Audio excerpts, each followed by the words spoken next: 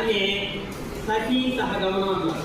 అంటే సతీ సహగమనం కూడా రూపుమాపాలంటే చదువే శరణ్యం అని ఆ రోజే గ్రహించింది. కాబట్టి జ్యోతిరావు పూలే తన యొక్క తన యొక్క వైఫ్ని దానికి చదివేటట్టు చేసి ఇవన్నీ రూపుమాపడానికి ఒక కారణం.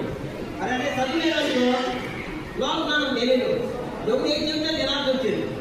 అదే చదువుకుంటే మరి చెప్పే జనం అలా మాట్లాడుకో, చదువుకుంటే జ్ఞానం పెరిగింది, జ్ఞానం పెరిగితే క్వశ్చన్ అయితే తత్వం అవుతుంది, అడిగా అదే అడగాలంటే ఏం చేయాలి?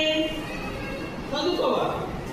మరి ఆనాడు ఉన్న పరిస్థితులను అర్థం పెట్టినట్టుగా ఉన్న పరిస్థితులను చూసుకొని ఆవిడ చక్కగా చదువుకుంది.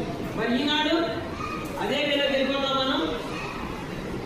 చదవాలి, ఎలా చదవాలి, ఏ విధంగా చదవాలి, ఇది అసలు ఆ రోజుల్లో వ్యవస్థ ఎలా ఉన్నదో వాటి గురించి సంజయవాణి గారు చెప్తారు.